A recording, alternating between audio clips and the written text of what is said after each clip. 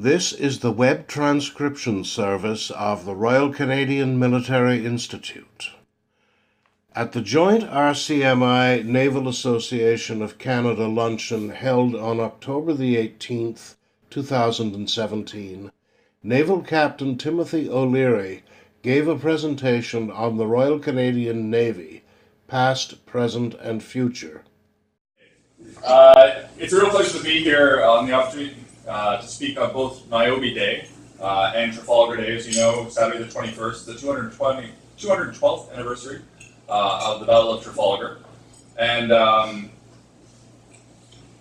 having evolved from the Royal Navy, or the old firm, as we refer to it, we have always been raised to look upon this really as the cornerstone of naval supremacy in support of a country's objectives.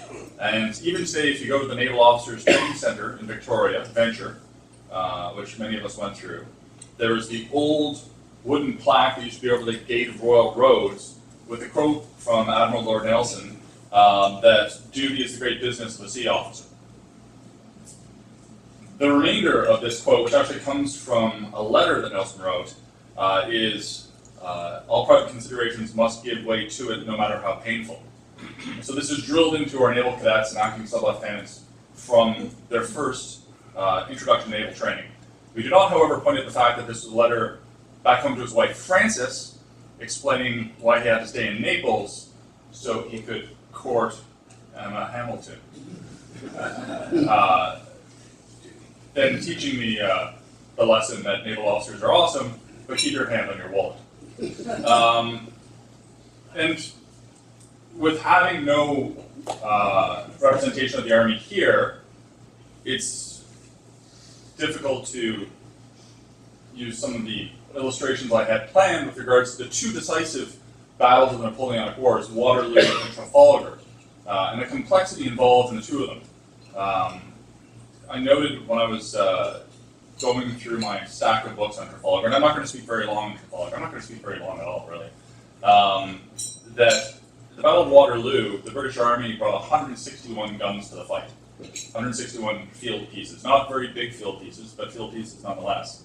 And the Royal Navy at Trafalgar had 2,326 heavy guns, although they had less cavalry.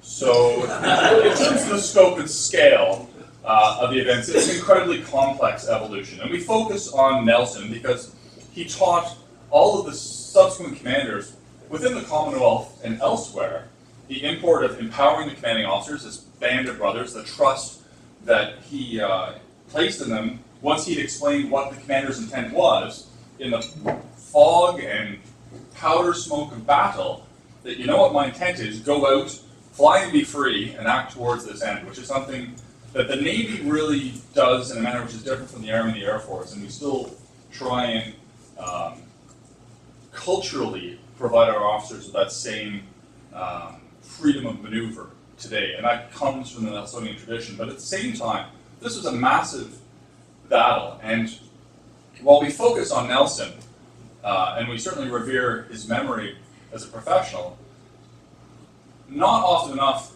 is the fact highlighted of just how many sailors, men and women, were in this battle.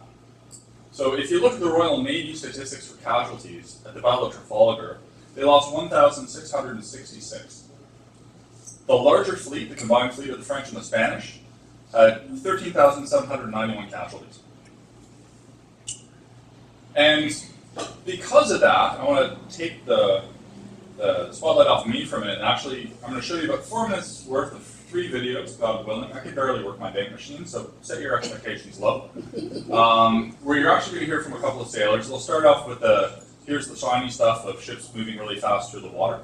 And then 2 interviews with the commanding officer of HMCS Summerside and a naval seaman from HMCS Moncton, my former ride in the private fleet, during the deployment to the west coast of Africa earlier in the year. Just highlight a few things that you're going to see. You're going to see one of our submarines in this right off the bat. Presently, as we sit here enjoying this meal, HMCS Chicoutimi, another of our submarines, is in operations in the Pacific. Not an exercise, not training, but operations. Can't tell you where, I don't know, and I want to tell you if I did know. But it's an incredibly complex geopolitical situation in Asia right now and the Pacific. And the fact that we have these assets able to give the government a series of options is fantastic. You're going to see some of the Kingston-class minesweepers. We just had 2 more from the Pacific Fleet head down on Operation Carib, which is a counter-narcotics operation that we conduct off Central America, Mexico, and the northern tip of South America. I was at a lunch once with Bill Blair, our former chief of police here in Toronto, and he said during the course of his remarks that if the Toronto Police Services had an operation that seized 5 kilograms of cocaine, they considered it a major success. Last year, HMCS Brandon, participating agent in Operation Carib, another minesweeper, seized 700 kilograms of cocaine, $35 million worth of cocaine. One ship that stopped it down there before we got to the playground of the grade school that I went to, which is 4 kilometers that way, or the high school I went to, which is 8 kilometers that way. Went the right way. It'd be embarrassing for a navigator if I was pointing at the lake. I went to high school in Atlantis. So they're down there. You're going to see a bunch of guys that look like a SWAT team. This is the Maritime Tactical Operations Group. It's a brand new concept. What they are is essentially a specialist boarding party trained to Special Forces standards, and as opposed to the boarding parties that we used to have, which were made up of the ship's company, and we still have those for standard boardings. These guys are brought in for the high-risk boardings and are used regularly in the Gulf. They work very, very hard. They train to an exceptional standard, and they do a great deal of work, both in counter-narcotics, but also narcotics as a financial source for terrorism, which is what happens a lot in the Gulf of Aden region. So they're out there. I always love the fact that, does anyone know in the last boarding what a cutlass took place? 1940, the Battle of Narvik. Destroyers go up, there was a German, Fraser knows this, there was a German merchantman that was filled with British Army prisoners of war. And these guys pull alongside, this Wien's destroyer, I believe, later Admiral Wien, pull alongside this German ship, and with Tommy guns and pistols and rifles and cutlasses, they seize the ship, and this is my favorite part, they blow the hatches open from the hold where the soldiers have been imprisoned, and the first line they use is, "It's all right, lads, the Navy's here." All true. I would give John's right arm to have been part of that. But, so, we'll watch a little bit of the video, and then I'll give you a little bit more of an update on where we are from today to where we're going, and then after that I'll open it for questions and get you out of here at least an hour. So, inshallah, this will...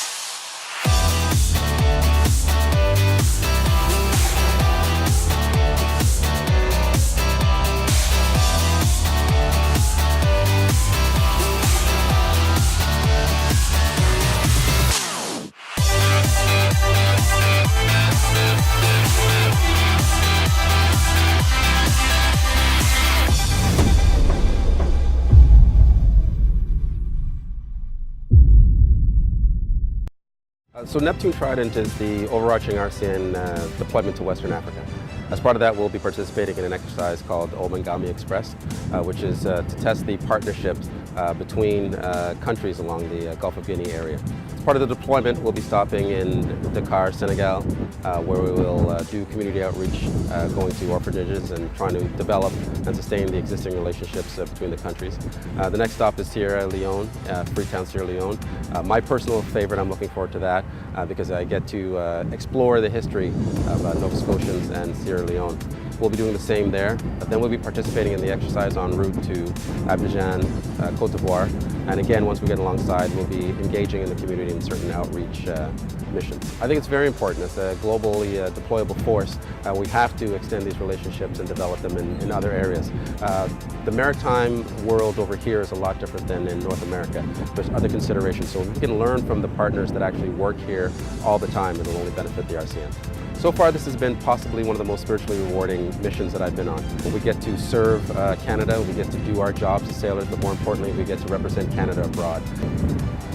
And being able to go into orphanages and help out there, being able to go to schools, and being able to provide the donations that we brought up. So anything we can do to brighten the lives of those who really don't have that much is always rewarding.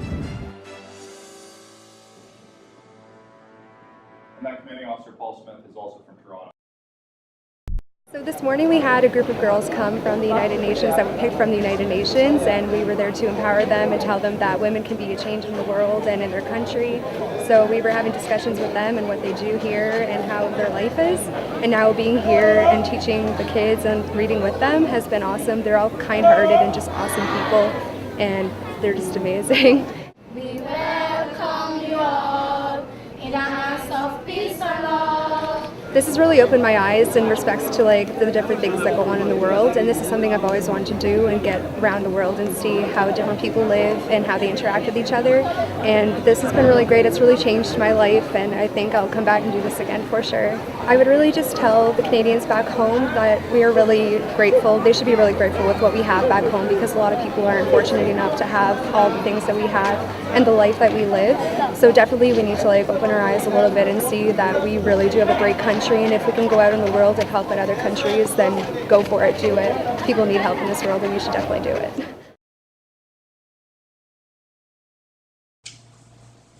All right, so the fun part's over, you're back to me. So, what that illustrates is the soft power that the Navy brings to the table as an option for governments.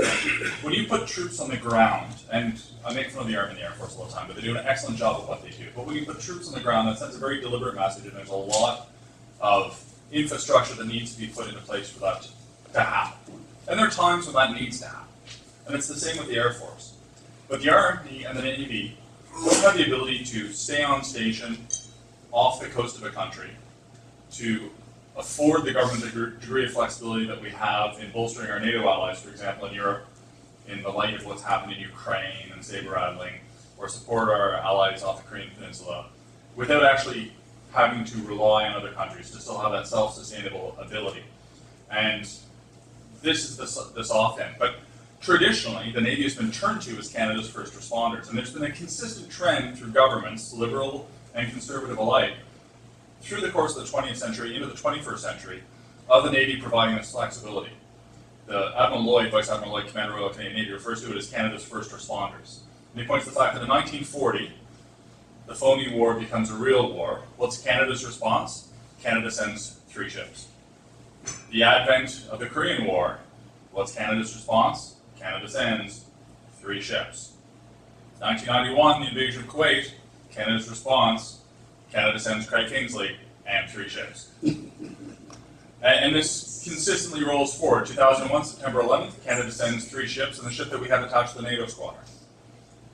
We recently had HMCS St. John's come back from the Caribbean responding to hurricanes, which has been something that was done in the past. It was done during the Haitian earthquake when we sent 2 ships down there. It was done during Hurricane Katrina when we sent a task group down to Florida.